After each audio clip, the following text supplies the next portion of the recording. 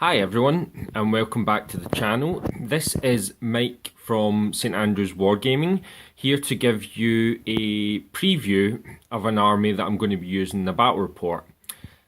As I've been talking about on the channel and on the blog, I picked up my Deathwatch Codex yesterday, and tomorrow I'm going to have my first game with the new Deathwatch army. And I thought this would be a nice opportunity to take you through my army list and give you some of my initial thoughts.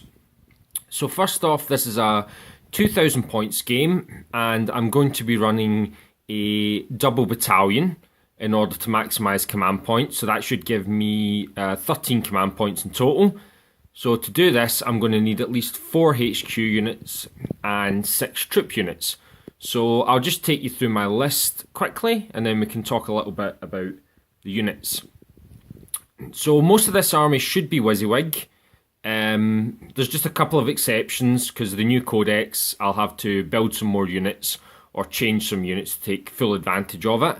As a result, there won't be any Primaris Marines in the army yet because I simply haven't had enough time to get these built and painted yet.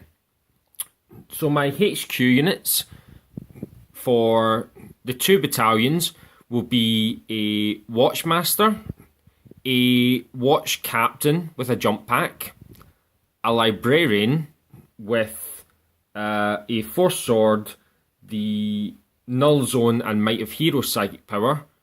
As you say, my Watchmaster will be the Warlord, and he'll be taking the Lord of Hidden Knowledge Warlord trait and the Bane Bolts of Xeria.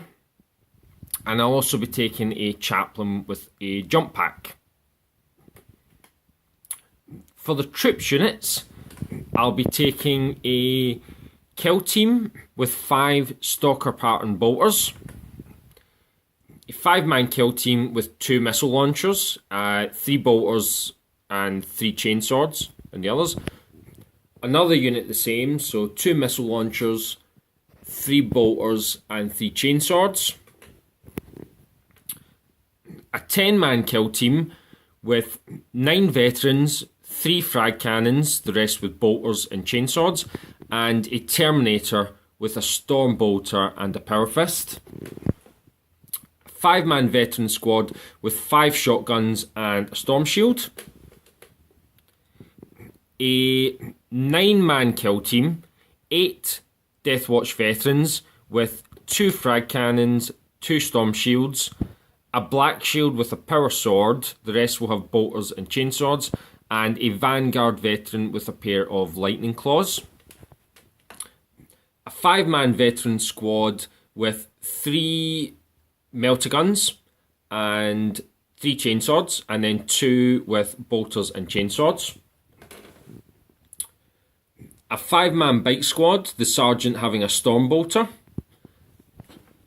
A 5-man Vanguard veteran squad with just chainswords and bolt pistols. And finally, the Corvus Blackstar with the twin assault cannon, the Hurricane bolter, Blackstar rocket launcher, and the Infernum halo launcher. So that gives my 2 battalions 13 command points in total. I'll just run through quickly some of the ideas behind the list. I took the Watchmaster because he's a really strong character. I gave him the Bane Bolts because this will make his Guardian Spear a flat 3 damage for each successful wound, so I think that's pretty powerful. The Watchmaster has a jump pack, a relic blade and a bolt pistol, and the plan for him is to support the bikers, so he can advance and keep up with the bikers, and this will give them a rerolls of 1 to hit bubble, which should hopefully make their special issue ammunition twin bolters even more powerful. The Librarian is to go with the Watchmaster in one of the kill teams, and this will allow him to get up close to use Null Zone, and he can also use Might of Heroes on the Watchmaster to make him even more powerful. The Chaplain with the jump pack, which isn't modelled here, the plan with him is to support the Vanguard veterans. I can either keep them in reserve or put them on the table in order to grab objectives. This kill team here will be going in the Corvus Blackstar. So I have 2 frag cannons in order to get up close with the enemy and use their auto hit shells, 2 storm shields to help keep the unit safe.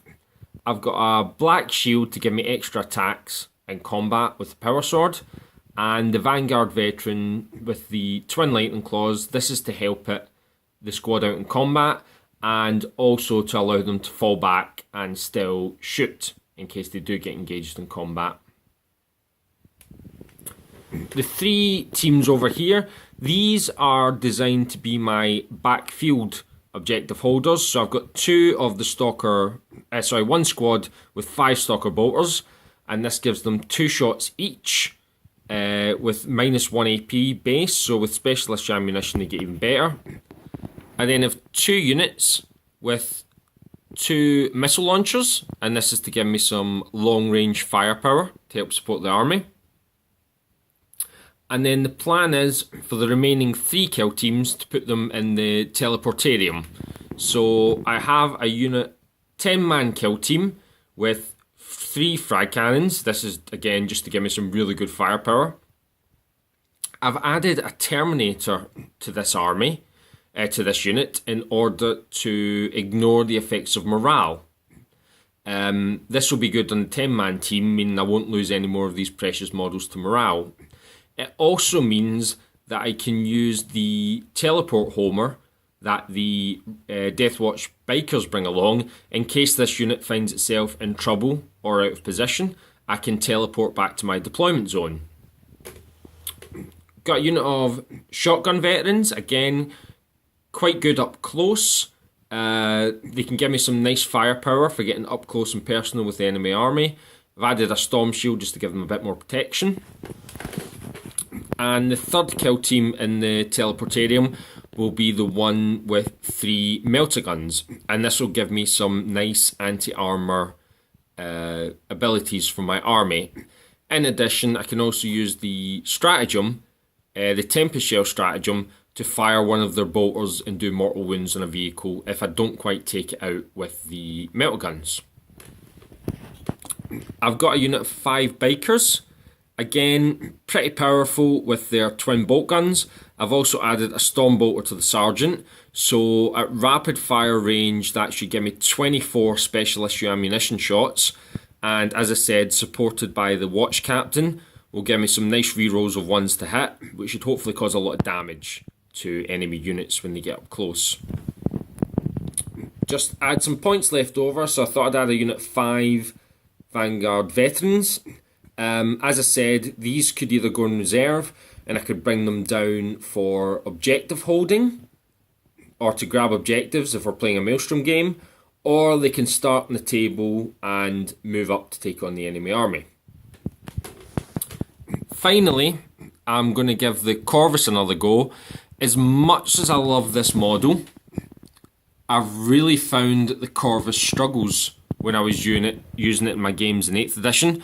So I'm going to give it a go now and see how it looks. This has the twin assault cannon, the Hurricane bolter, and the Black Star rockets. So this is the one that gives it 2d6 shots, either +1 to hit against units that have fly, or +1 to hit for units in cover. I've given it the Infernum Halo launcher rather than the Auspex array. As much as the Auspex array helps it out in shooting, I think the Infernum Halo launcher is better for transporting units, as it gives you rerolls of saving throws of 1, which adds to its survivability, especially if your opponent doesn't have any AP on their weapons. You can essentially reroll half your failed saves on a normal 3-up save. So that's the army. That's 2,000 points of Deathwatch, 2 battalions, which I'm hoping to take in the game I have tomorrow. As per usual, I'll be writing up the battle report for the blog, a nice written battle report, so you'll hopefully be able to find out in how the army performs and how I can modify this further for the Deathwatch. I'm certainly going to be adding, I think, some Primaris units to this army in the future. So it'll be nice to see how that affects the composition of the army as I play my games.